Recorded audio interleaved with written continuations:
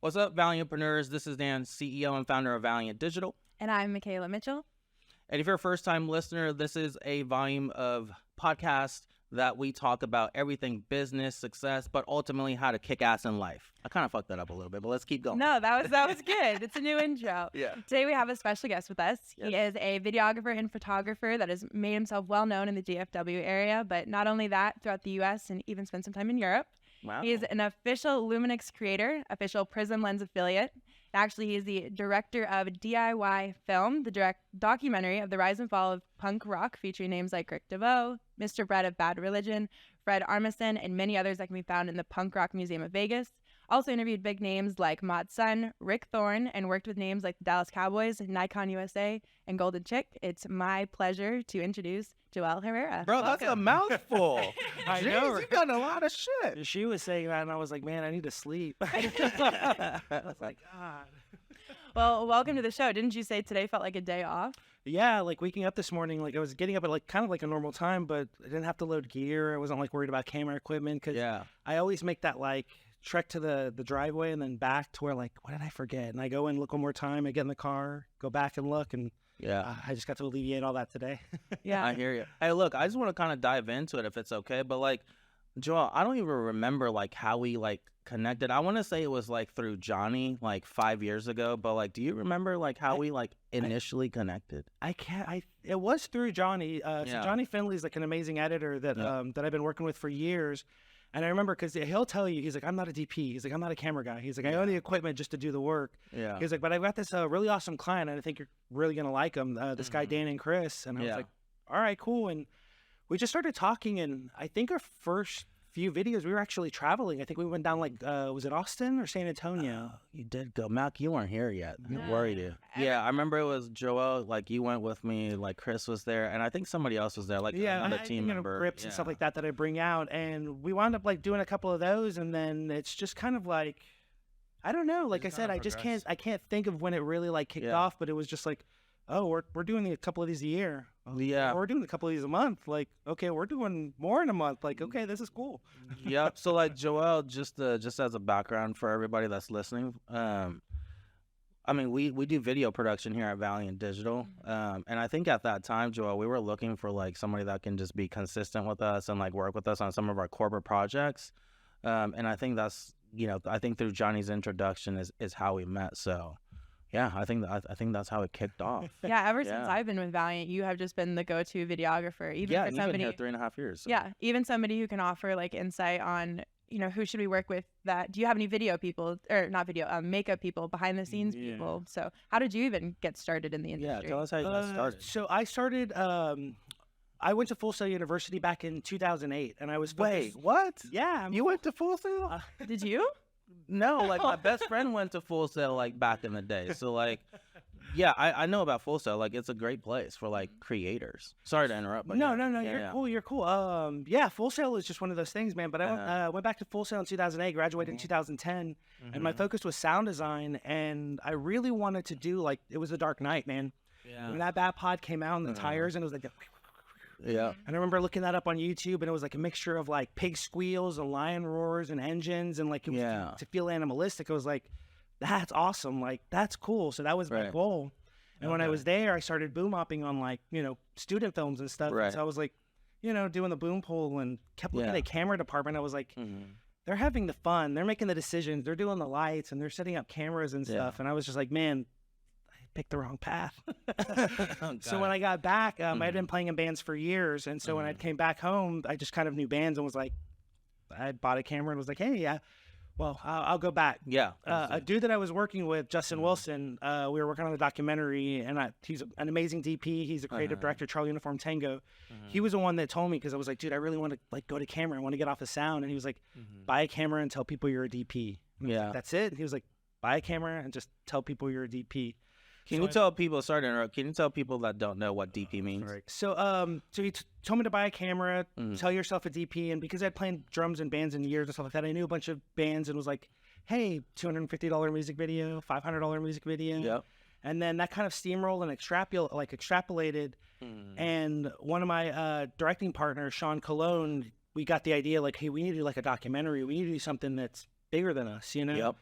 And there was a record company called Fat Records that we grew up listening to that was like that 90s SoCal punk rock scene. My favorite. Yep. Yeah, exactly, man. There was the bands like No Effects, like Blink-182 came out of that scene, Green Day, you know what I mean? So it was like that pop Those punk, are big bands, too. Yeah, and it was just like it hadn't been done yet. So we were kind of like the flagpole, like we were carrying the torch, you know what I mean? And we did an Indiegogo, and Indiegogo was new at the time, and we went with them over Kickstarter because even if you don't hit goal, they still give you the money that you raised. Capital raise. And so I was like, that's the way you got to do it, you know? Yep. So let's do a short film. We asked for $7,500. Yep. And this was back then. Day one, we hit 10 grand. Oh, wow. Oh. Not because of us. It was the subject matter. It was like a niche market where they wanted it. Yeah. No one had done it yet. 10 grand the first day. I think by the end of the campaign, we hit 404% of our goal and raised $38,000. Oh, wow. And we were like, awesome. we didn't, what are we doing? Yeah. Yeah. Now we got to make it a movie because it's supposed to be like a 20, 30-minute short, put up on YouTube, have fun. Now we got to go full-fledged. Yeah. Parlayed that, wound up raising more money, got more support, garnered more steam, something creative, wound up helping us sell it. We sold it to The Orchard. Yeah. They got us on Amazon Prime. This was like 2015, 2016 when all this was kind of happening. So it was still kind of like new ground and nothing had been set for that path yet. So I think 40-something film festivals from like DIFF, Rain Dance out in London, Toronto International Film Festival, San Francisco Doc Fest. And it just kind of blew up into this thing, and we realized like we don't know what the hell we're doing.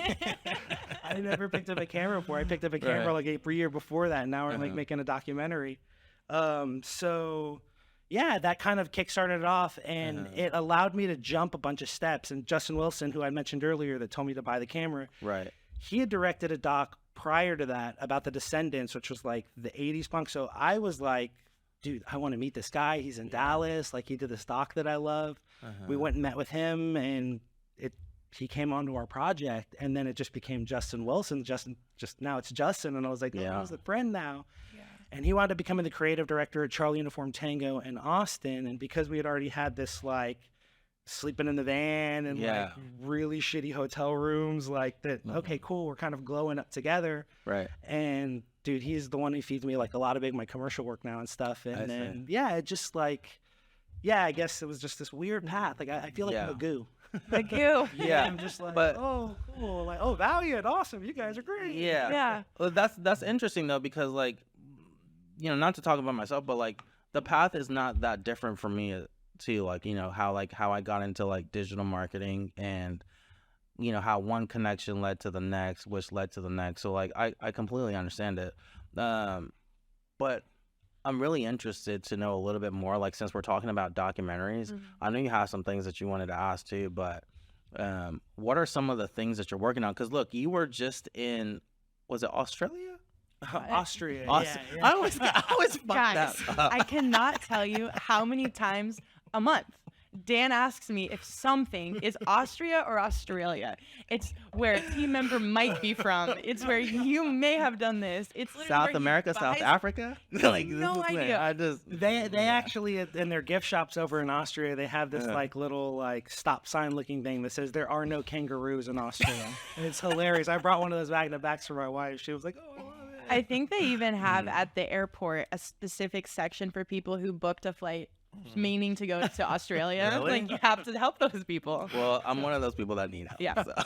Anyways. So tell us a little bit about that experience and like, you know, how that came about. Well, it always feels like such a mouthful. Like I'm not used to like having to say it, you know. Yeah, no, it's all good. Yeah, we got plenty. Okay, of time. So then this goes back to, you know, years prior. I've been playing in bands all my life.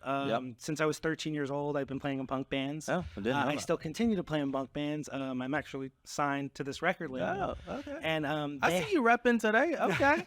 always. Yeah, I see. Always. Yeah. Yes, so for the listeners who may not see the visual, the record label is S-Spam? Spam, S-Spam. Okay. It's pronounced several different ways. So playing in bands for years. In 2019, we contacted Spam, and, you know, we're talking with him, and he has a festival out in Austria, and it's one of the largest punk festivals over there. Oh, wow. Okay. And he invited us to play. And because we had done that documentary, A Fat Wreck, by the way, I'm sorry, we're talking about that Fat Records documentary. It was called A Fat Wreck. Because of that documentary, we had met a bunch of bands, and we never really like cross promoted. But eventually, after hanging around with people for a couple of years, like, dude, you play in a band? What did you tell me? And I was like, I didn't. I'm a filmmaker or this to like, you know, I don't want to. Yeah, like, I don't know that side about you though, because I know you did some like music, but I wasn't aware that you actually performed at a festival. Oh, I still play. Yeah. We oh man, we could talk about like sold out shows like a Gas Monkey Live before like Really? closed down. Yeah, with the Descendants and like Less Than Jake. I played with Fallout Boy. Like What? But I'm telling you. Okay. What? How did I not know any We of don't this? talk about a lot of stuff, man. Just because you know when we're in work mode, I focus. Because I'm in and out too. I'm also not there to like, oh, hey, look at all this stuff. It's like, dude, I'm providing you with, like, you know what I mean? Like, I'm with you. I'm doing your gig, and it's like we're here together, you know. Yeah. So we should have had you on last year. What are we doing? So 2019, he invited us to play the festival, and one of our friends now, Teenage Bottle Rocket, Miggy Chen, big shout out to dude. That's one of my best friends now. He's the bass player, but we're like, hey man, you're playing Spam, we're playing Spam. Can like maybe we open up a few shows? And he was like, dude, just play the tour with us. So we wound up and doing like 3 weeks, like 16 days, like and got to this festival, and festival was like sold out. Like, dude, it's just crazy. And while we were there, Stefan, the guy who runs everything, he goes by Stefan Spam. That's his last name. Makes sense. And that's where Spam comes from. Yep. We started talking to him, and he was like, hey, do you know the filmmakers from Dallas that made the Fat Record stock? Like, I kind of want to get in contact with them. And I was like, I did the audio on that. I edited it. Like the Butler, Chris, Chris Cutler, our the guitar player, he was the one to help like book a lot of the interviews and stuff, because he just book shows, so you know how to contact people. He knows how to do that. That's that the Rolodex skill you have. You know? So he was like, oh, cool. Well, we need to talk. Like, I want to do a documentary possibly about the festival or punk rock or whatever. And I was like, well, dude, let's talk, And boom, COVID hit. It was like 2020. And we had plans in 2020 to like go play in Japan, go play in Australia, go back to Europe. Like, so this would be kind of a launch, because we were now like, with this record label that's doing all these big festivals. And so we're like, that's crazy. So we finally get back from COVID, and he still wants to do it. And since he's been doing this festival, and he's got this Rolodex of bands from like Bowling for Soup and like I don't want to say Anti-Flag, they just got canceled. Bad stuff. That band did bad stuff. But like, Rancid, like all those like those like just founding father kind of punk bands. He had this Rolodex where I can get these interviews. I know a guy that can get us Fred Armisen. I know a guy that can get us John Ross Bowie from The Big Bang Theory. I'm talking to Thomas Ian Nicholas from like American Pie. He was like, because not only do we have to interview like the punk rock guys, but in order to sell it outside of that, you've got to, you know what I mean, hit that, not just the audience micro, but not the macro and all those levels.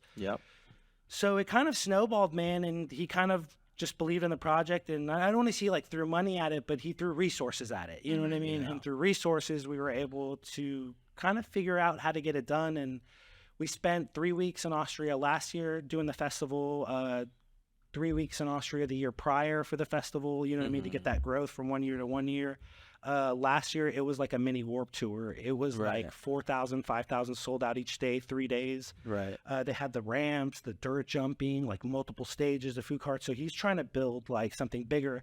This year in May, they're doing a dual festival day where the first day is going to be in Austria, and then the next day is in Germany. And it's just like, he's blowing up, man. And he's got a shop now in Arizona through the Venice Pinks. Gabby Chaos, shout out to her. She's an awesome band, awesome girl. Like just like really powerful chick singer band, you know what I mean? And like they kind of started branching out, and just like, you know what I mean, he's always forward thinking, and so it kind of reminded me of you, like, and it's just crazy. I keep surrounding myself with these people that are like, I got drive and ambition, and I guess when you put yourself in these levels, you know what I mean, like that's how we connect, because like I always told my wife, I don't chase the money, I chase the work.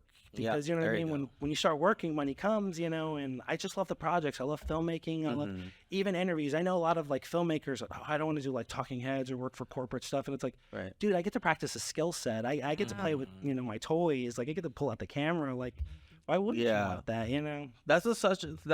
I want to harp on that point. By the way, amazing shit that I didn't know that you did. By the way, yes, like, there's gonna be many follow-ups to this conversation. Yeah, I just look at you in a different light right now. So like I'm just like, wow, that's insane. I know you have questions, but one point I do want to drive away just for the Valyntpreneurs that are listening.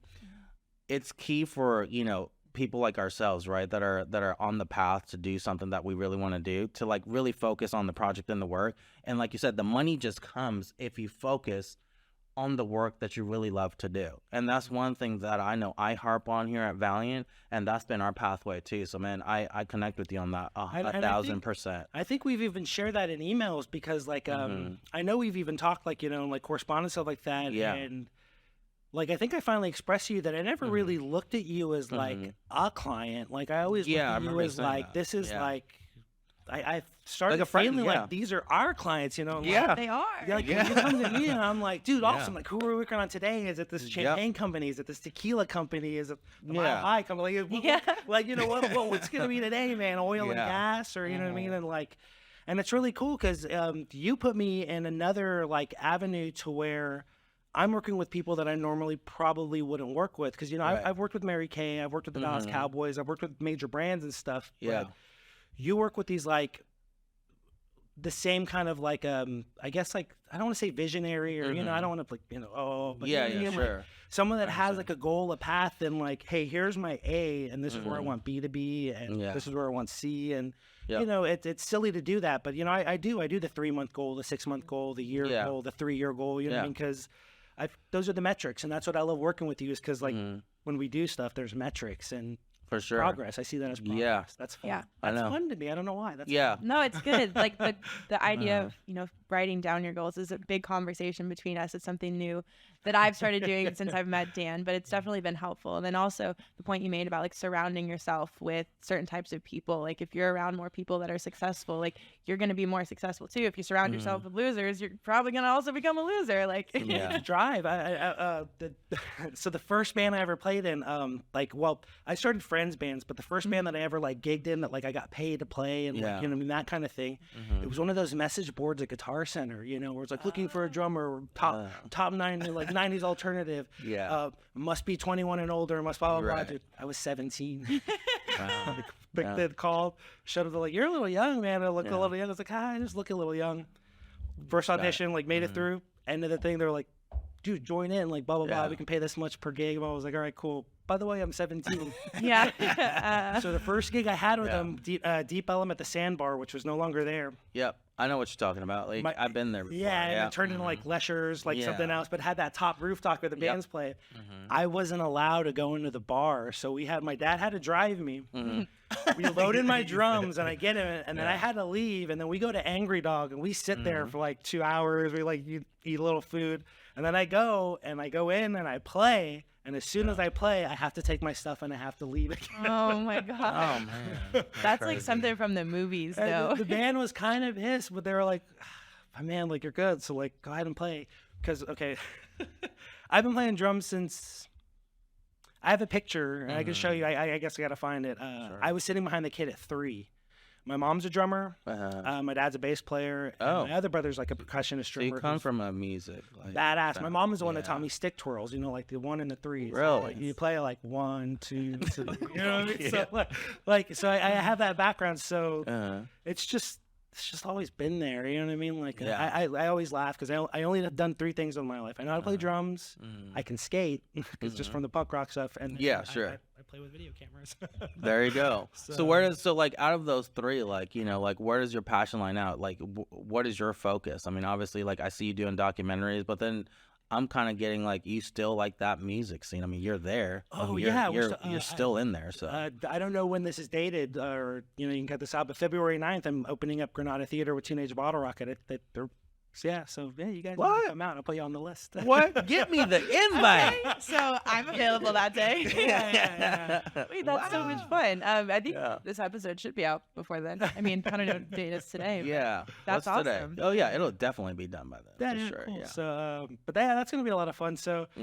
It's 3 different lives, man. That I sometimes feel like, because then you know I got the wife and 2 kids at home, and so like what dad life did, I love dad life. You know, I got 2 little girls, and then band life is just like, this is just cool. You know what I mean? And the fact that we're doing anything with it is fun. The fact that we get to like, you know, play in Chicago or, you know, Miami or like, you know, just random places, random tours is awesome. But then filmmaking takes me down that same path. You know what I mean? Where I'm like going to kind of runs parallel along each other, right? Like we were the road trip family, you know, because we couldn't afford to fly growing up, you know. It was like, hey, we're going to go to Corpus to the beach, or hey, let's go to San Antonio for the river walk, you know. So like we were the family that drove. I felt like the, you know, Wally World, like we drove to like, you know, Disney World and Disneyland when we were younger. So I like being in cars and traveling, and sometimes I'm comfortable like in awkward places, you know. So it's like, I don't know, man. Like I can't ever beat that bug. So everything I do has to involve that, I guess.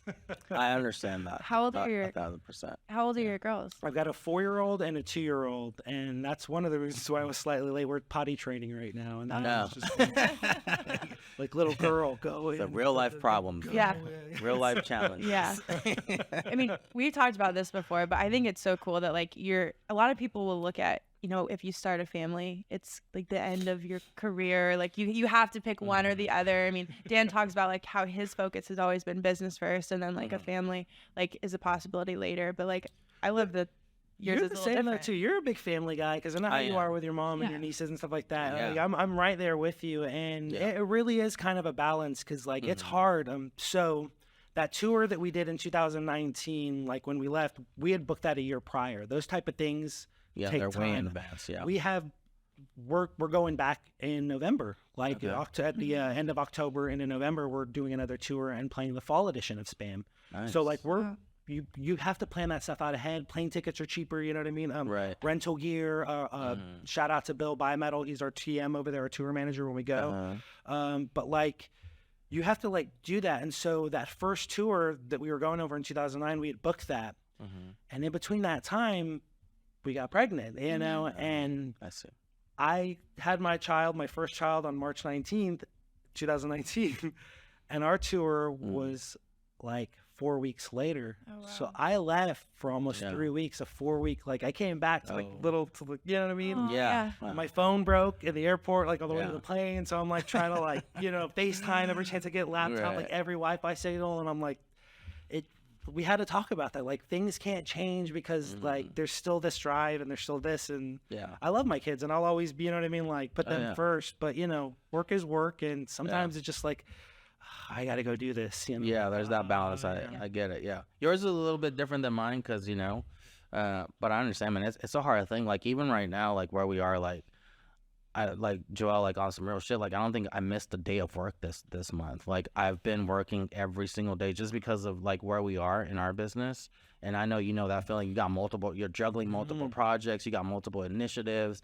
You know, you got something here, there. Like it's just everywhere, right? So like it's difficult sometimes. A day off is putting something off till tomorrow, and that can't happen, because then I'm gonna get backlogged, and then now I'm stressed in the office, and I'm trying to help, you know, Janet, my wife, with the kids and stuff like that. And it's like I can't every minute, every day has to, you know what I mean, like feel like, you know what I mean. I guess I'm doing something. You know? How does she play a role in like, you know, allowing you to kind of continue to like build your like portfolio, and like, you know, like what it is that you're doing on your projects? Like how does she play a role there? Man, I'll give her like so much credit, because she's home a lot with her kids, and she still works too. She works at Cane Rosso. It's like a really awesome pizza place.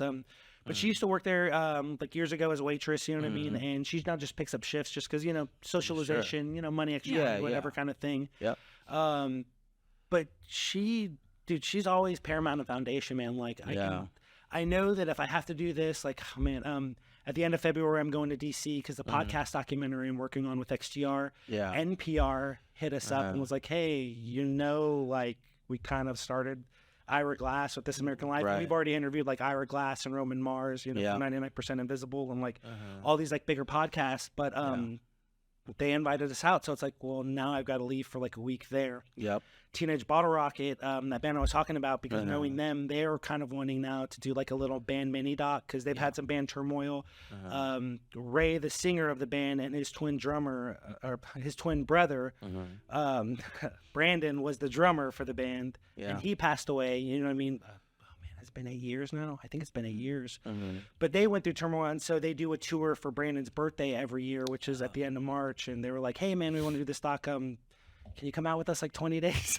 You know, and it's like, yes, because that's cool, and I get to tour, but you know what I mean? It is my job. It's money. That sounds so weird to say, you know, like, I got to go, you know, film a band and just kind of hang out with them and do whatever the hell they do. Yeah.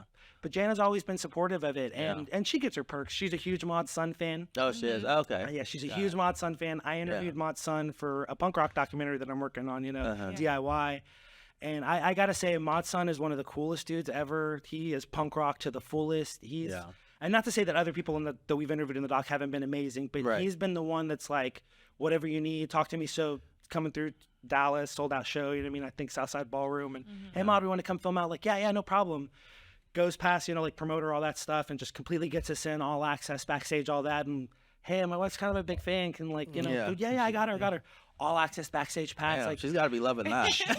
You know what I mean? You should have saw the grin on her face, man. It was ear to ear. I know she thinks he's cute. It's all worth it now. I know, her ploy is working, but hey, Lon, my girl kind of wants to meet you. Like, dude, no problem. Like, stops his vocal warm up. Like, dude, brings her back there, talks to her. Like, man, like 15, 20 minutes maybe. They're just like gabbing. And she's got like that shit-eating grin on her face. You know what I mean? I know, but like I said, he was just like super grateful. So it puts me in a really cool position sometimes where she can benefit. You know what I mean? And she can't always get to come out, like that kind of stuff. But it's nice that those little perks I can like, pass over to her, because that was like, probably one of the best days of my life, Do you have like bucket list celebrities or like organizations that you want to work with or interview or?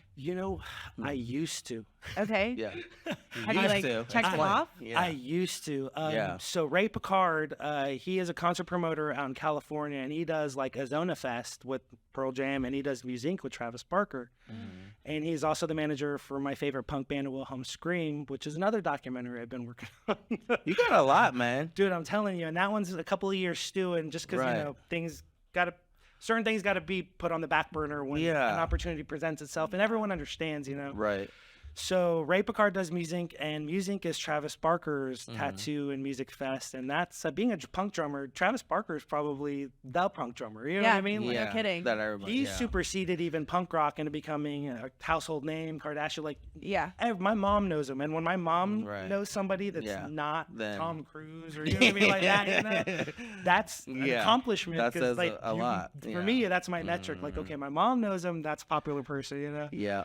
And did Music and hanging out and filming, and because Wilhelm Scream opened it up, and that's why we're there. But Ray Picard's also the production manager for the whole thing, like all the stages, all the things. So all access, dude. Like no problem, And that's crazy. I'm filming, and I just look and Travis Barker, holy shit.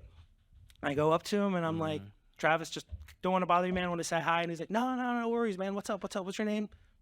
Joel, man, I see you. Actually, man, I did this documentary called The Fat Wreck, dude, that was about Fat Records and blah, blah, blah. And he's like, dude, no, I heard it, man. I haven't got a chance to see it there, but I'm definitely going to check it out. Like, oh, wow. Okay, man, like, cool. Man, I don't want to bother you anymore, dude. Quick photo, like, no bother, man. Yeah. Quick photo, like, dude, I'll leave you be. Like, cool, man, cool, like, That's and amazing. so I'm like, on cloud nine, man. I've got like the highest of the highs right now, and I'm just like, oh my God, like, dude, I just met Travis Barker, like, he's one of the coolest dudes ever. Yeah. And so I go inside because one of my favorite punk bands are playing the Vandals, and that's the drummer Josh Freese, who's now the drummer for Foo Fighters.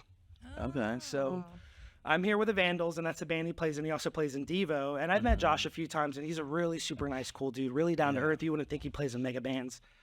And so I'm standing there watching Josh Freese play drums, and I'm like 20 feet away maybe, And I look to my left, and Travis is now standing here. And I'm just like, I didn't realize he's saying, because he's watching Josh Freese play with him. Right. One of his favorite punk bands. Yeah. Tattoo. Oh, wow. The Vandals on it, And then I look over to my right, pink suit, Adrian Young, the drummer for No Doubt. Oh. Adrian Young worked with Josh, and I'm just like, what the fuck is going on right now? I got my camera. Yeah. They finished their set, and we're watching the last song, and Josh Freese walks over, and I guess he assumes I'm part of this group because they know each other. Right. Walks up, hey, what's up, dude? Hey, Josh, Joel, yeah, we met a couple times, like, cool, yeah, man, blah, blah. And I'm now just in this, like, drummer circle, and I'm adding nothing to the conversation other than, like, yeah. But it speaks a lot, though. Like, I don't know if people have told you this, but it speaks a lot of volume to, like, what you've accomplished to this point. To be where you are, like in between those two individuals. And I think sometimes like people underestimate like the value that they bring somewhere. And I think like that's what I'm hearing from you. It's like, man, I'm sure I have no doubt like you provide. I did that. like you provide a lot of value there. So like, you know, there's no way you're in these conversations and you know, rubbing elbow with these people like if you weren't adding value somewhere. Yeah, you know. And so after that, I just run and tell Ray, like, Ray, thank you so much, man. He's like, dude, no, what's the problems, man? Like, we're in this together, like, cool. And he's funding that doc, and was just like, whatever you need, man, just let me know. You know, it's for the band, his band too. So, but yeah, man, it's just been really, really cool to. I don't know. I can't think of anything. I was on stage with Goldfinger, and Goldfinger sings that, you know, I'm a Superman, Tony Hawk soundtrack. Yep, I know it. And this was last March, I think, and we're at Anaheim House of Blues. We interviewed John Feldman, the singer, and so, hey, come to the show tonight. So I'm on stage, and they're about to play that song, and I like, kind of look over to the left. I'm like, that guy looks like Tony Hawk. Yeah, that is. And then he goes out on stage and sings that song, and that's the first time he's done that. And so I'm like getting footage of this, and they bring all these kids on, and now it's like a reoccurring thing they do. But like I got the first one on camera, and it's gonna be in our doc, and I'm like, that's cool because now that's a thing. He's been coming out to their shows and doing that, and so it was like. That's really, really cool, man. I just, like I said, you're literally a part of the history of that. Yeah. Like I grew up listening to punk rock, and now some of my favorite punk bands I'm associated with. There's a few punk bands where I say, like, they're friends now. Like I'm like texting you, like, that's so cool, man. Like, so, dope shit. Are you already, or will you be featured in the Punk Rock Museum in Vegas? So A Fat Wreck, our documentary is in the Punk Rock Museum. So like we're already in the Punk Rock Museum. Yeah. And they have like a TV wall where one of the docs is just constantly streaming on there. And for the doc, we made puppets to do reenactments, because when we were coming down to it, we were trying to think, like, have you ever seen a puppet do drugs? Like, we have puppets pouring lines of coke. We have a minute and a half animated trip sequence in it, you know, or this, like, we didn't know what to do, how to do the reenactments, so we just made puppets of all the band members, and they're like doing all this like crazy debauchery like stuff. So those puppets are now in the Punk Rock Museum because they asked us for them. And so like it's like, dude, we're already in the Punk Rock Museum. And I don't know how. And because we've already interviewed them and they're going to be part of this doc, they've already told us like, hey, let us know like all the materials come out, like, and gonna go right into. So like both my punk docs. Very interesting. Did you ever think like you were gonna be doing the things that you're doing like when you started off, or has it kind of just like you've kind of looked back just now? It's like, damn, like this is what I've accomplished so far, and I'm just kind of getting started. I don't know how I look at it, but I'm always grateful. I have no complaints. I've got 2 healthy girls with 10 fingers, 10 toes. You know, like I've got a wife that loves it. Like I'm in a position. I work with people like you, like y'all, that are just y'all are awesome. I mean, even just this is awesome. You know what I mean? And I appreciate it. Like I'm grateful for every minute, man. I don't really complain about like anything ever, and I don't know, man. I don't really know how to take it. I don't think of it as accomplishments. It's just kind of like, it's the path, you know, the journey thing. That sounds so cheesy. No, you know what I mean? But no, I get it. We say that all the time, like, oh, is this too cheesy? Does it sound super cheesy? And maybe to people who don't do what we're doing, but also like, are those the people just sitting there talking shit? Like, you got to put like positive stuff into the universe, whether it's cheesy or not. It's working. Yeah, you know what I mean? I'm happy. Yeah, I'm always happy. I'm happy where I'm at. You know what I mean? Like, yeah. It's weird. That's cool. So, as we're kind of wrapping up today's conversation, where can people find the documentaries that are already out? Where can people follow you? So follows. I'm just really a big Instagrammer, but it's at Joel Herrera _DP, and DP's director of photography. I think I've kind of grown past that little moniker, I guess, because now I'm directing a little bit more, which I wasn't ever really thinking of. Yeah. And then the same thing for my YouTube channel, which I'm just started because man, that's a lot. No, it's okay. We still have several minutes, so wanted to save time. So last year I partnered with Lumix, which is Panasonic's camera brand. You know what I mean, for their mirrorless line. Yeah. And at first I thought it was gonna be like a small little club. You know, like they sent this like kind of thing through Instagram. I was like, I don't even think this is real. And then it was an email, and then it was a contract agreement, and then it was an NDA, and then they were sending me prototypes, and now they're still sending me cameras, and they flew us out to Ojai, and shout out to Sean at Panasonic, and or Sean at Lumix, and Shiori and Emery over there in Japan. Like, they've just been super beneficial. They support my work. They share the work. They flew us out to Ojai, California for a retreat. We got to play with prototypes out there. We got to talk to the engineers. I didn't think it was going to turn into anything other than this like cool little group. And now I'm in this these chat forums, like with these YouTubers and these like, you know, like influencers that I follow. And I'm like, dude, like, what am I doing? I've been watching your channel for years, and now we're like at this retreat at Johnny Cash's house, like at his ranch, like that's crazy. rubbing elbows with him, and it's just like it's interesting. What am I doing? I'm a goo, man. I swear I'm a goo. I just, you know what I mean? Like I said, I follow the work, and I just love playing with cameras and playing with lighting, and it's just so crazy. It is. Man, that's a huge takeaway for me. Like the whole, you know, like follow the work, and like I'm just hearing you because I'm learning about all of this about you, Joel, like for the first time. Never had these talks. Yeah, no, we just never sat there and talked about these things. Like literally, he comes in, we high five, we chat a little bit, we do the shoot, and like half the time I got to get out of there, you know, before the shoot's over. And in between the interviews, it's always just laughs. You know what I mean? So it's just like always going. So that's cool. It's fascinating. Have you been interviewed about your perspective on all this? Like, are we the first ones? Like, kind of like the first interview. This is the first time I've ever talked about myself. That's why I like. Well, I'm glad we got it. Earlier, that's how I was explaining. I was like, I've never I realized I don't think I've ever said this out loud to like a person. Well, thank you. Like other than like Jana, you know, when Jana and I talk about it, or like I talk to my mom, you know, because she's my mom. You know? Right. It's like, what are you doing? What are you working on now? Yeah. You're never home. What were you doing in Hawaii? What were you doing? I do the same thing with my mom. Like I tell her everything. I'm like, I closed the deal yesterday. They're building a golf course in Italy, and she's like, what the fuck are you talking about? Well, why does this pertain to you? I don't know. Like I'm like I feel like we're running in parallel. You mentioned something about Japan, and I got work like coming up this year in Japan, like for digital ads, and I'm like, I'm half Japanese. Like we got work coming up. There you go. Gotta chase the work. For sure. No, I'm serious, man. Like this is so interesting because I got all these things like running through my head, you know. And I even mentioned to you like I want to use that new studio, and I have nobody else but you that I want to work with in that new studio that I was telling you about. Man. You know, we know. What oh you're yeah, talking yeah. about. The XR214. XR. Yeah, Shout I out just want to do them, something. dude. Those guys are awesome. Yeah, I want to do something there. So super excited about that. So yeah. This is just awesome. You guys are awesome. Yeah, man. Likewise. Sorry, one final question: where is the documentary currently? So A Fat Wreck actually just got back.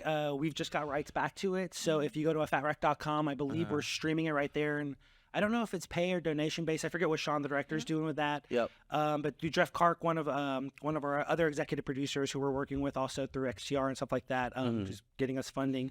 But Jeff has actual surf and skate channel that they're about to release or whatever, and I think we're gonna have regular distribution on that as well. So nice. It's cool. We own the film again, and we don't know what to do with it. And God, I wish I remembered the company. Man, I feel bad.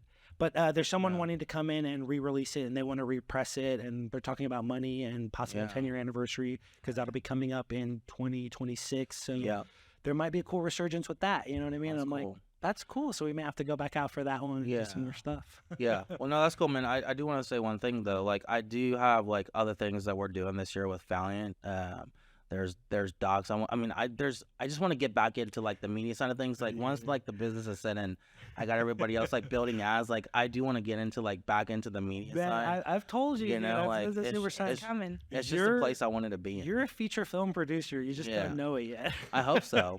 I want to make I want to make a Christmas movie. I'm gonna put it out there again. I just want to make a Christmas. You and Christmas, man. Stuff is coming. We'll go straight to Hallmark with it. Dude. I'm telling you, they'll buy it in an instant. Just get like a James Marsden or something. All right, my Valyntpreneurs, stay tuned because there's plenty more where this came from. Yeah, for sure. Well, look, if you're listening, we appreciate you listening to the show, this episode. Hit us up, you know, if you want to be on the podcast and you're a business owner here in DFW, if you're a creator, we want to start inviting people here on the show. So go to hello@valyntdigital.com, fill out the form. It'll go to probably you. I would think so, you know. But hey, Joel, like we certainly appreciate you being on the volume today. It's been a fun conversation for me, for real. So I appreciate your time here today, man. Thanks, man. Thanks a lot. Thank you so much. All right. Peace.